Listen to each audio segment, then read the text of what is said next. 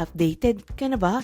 David, ikinumpera ang sarili sa tapa. Sa interview ni Boy Abunda kay David Licauco, sumalang sa Fast Talk question ang Chinito actor. Ayon sa Chinito Charmer, for now, mas bet daw niya ang bad boy character niya na Carding sa upcoming seryeng Maging Sino Ka Man kesa sa kanyang breakout role na Fidel sa Maria Clara at Ibarra. Mas gusto rin daw niya ang love team na Barda over Filay. Preferred din daw niya ang pagiging magino over bastos, pagiging private over public, at pagiging negosyante kesa sa artista. Mas pipiliin din daw niya ang chinita over morena at non-showbiz kesa sa showbiz. Kaya naman may mga humihirit na initsupwera nito ang love team partner na si Barbie Forteza. Bet din daw niya ang tipong pinapatawa at pinipili siya kesa iyong pinapatawa at pinipili niya. Yung isang uri ng pagkain, maiyahan tulad daw niya ang sarili sa tapa, samantalang croissant naman ang pangguwawangis niya kay Barbie. Sa naturang tsikahan, inamin din niya na siya ang tipong seloso kumpara kay Jack Roberto na walang kaselos-selos sa katawan. Hirit pa niya kung may anti-selos class daw si Jack, ang pangontra raw niya ay ang DLSU o David Licauco Selos University. Bulaslas pa niya, ang una raw niyang napapansin sa babae ay kung paano ito mag-isip. Mas feel daw niya ang basketball over volleyball. Priority ang kalusugan kesa sa kayamanan at love over career. Pagkukumpisal pa niya, matagal na daw siyang nakamove on sa last heartbreak niya. Sa huli, sinabi rin niya na masarap siyang magmahal dahil binibigay niya ang lahat kahit hindi niya pa kaya. Pilipinas, updated ka na ba? David, ikinumpera ang sarili sa tapa. Sa interview ni Boy Abunda kay David Licauco, sumalang sa Fast Talk question ang Chinito actor.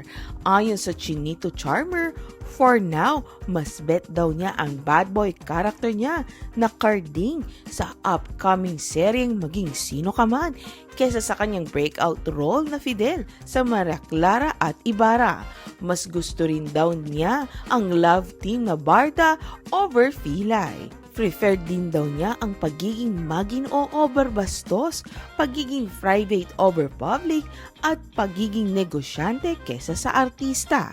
Mas pipiliin din daw niya ang chinita over morena at non-showbiz kesa sa showbiz. Kaya naman may mga humihirit na initsupwera nito ang love team partner na si Barbie Forteza. Bet din daw niya ang tipong pinapatawa at pinipili siya kesa iyong pinapatawa at pinipili niya. Yung isang uri ng pagkain, maiyahan tulad daw niya ang sarili sa tapa, samantalang croissant naman ang pangguwawangis niya kay Barbie.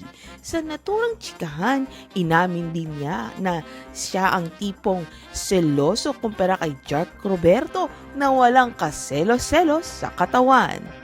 Hirit pa niya kung may anti-selos class daw si Jack, ang pangontra raw niya ay ang DLSU o David Licauco Selos University. Bulaslas pa niya, ang una raw niyang napapansin sa babae ay kung paano ito mag-isip. Mas feel daw niya ang basketball over volleyball. Priority ang kalusugan kesa sa kayamanan at love over career. Pagkukumpisal pa niya, matagal na daw siyang nakamove on sa last heartbreak niya. Sa huli, sinabi rin niya na masarap siyang magmahal dahil binibigay niya ang lahat kahit hindi niya pa kaya. Pilipinas, updated ka na ba? David, ikinumpera ang sarili sa tapa. Sa interview ni Boy Abunda kay David Licauco, sumalang sa Fast Talk question ang Chinito actor. Ayon sa Chinito Charmer, For now, mas bet daw niya ang bad boy character niya na Carding sa upcoming seryeng Maging Sino Ka Man kesa sa kanyang breakout role na Fidel sa Maria Clara at Ibarra.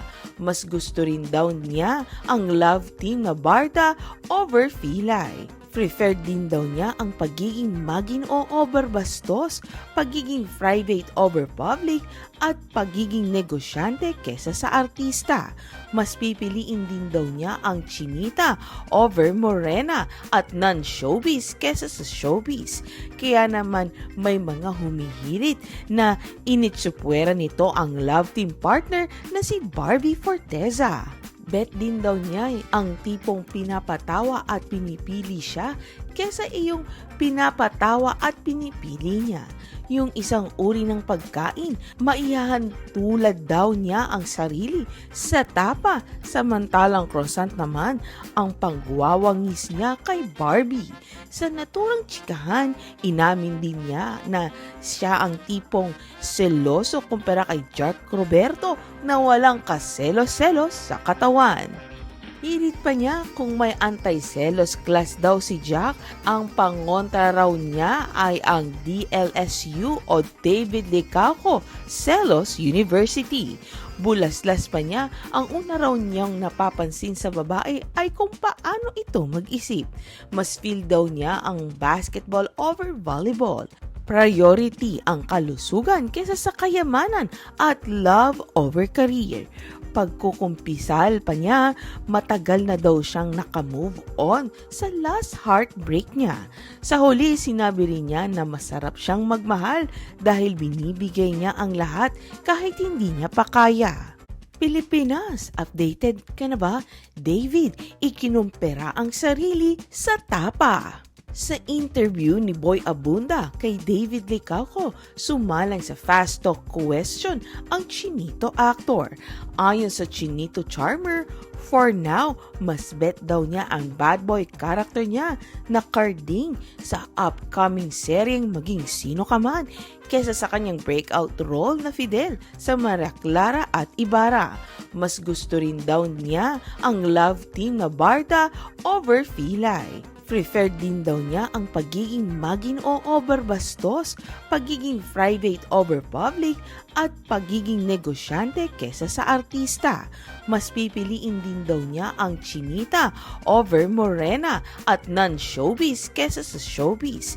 Kaya naman may mga humihirit na initsupwera nito ang love team partner na si Barbie Forteza.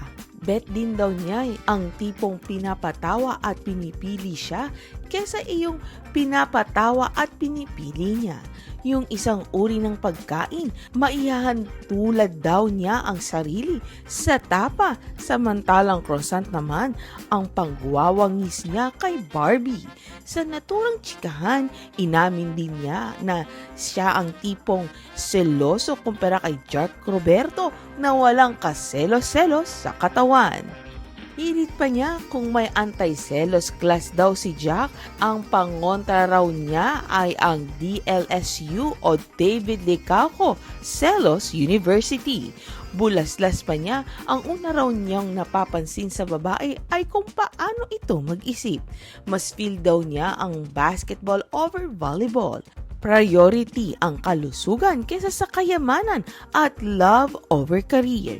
Pagkukumpisal pa niya, matagal na daw siyang nakamove on sa last heartbreak niya. Sa huli, sinabi rin niya na masarap siyang magmahal dahil binibigay niya ang lahat kahit hindi niya pa kaya.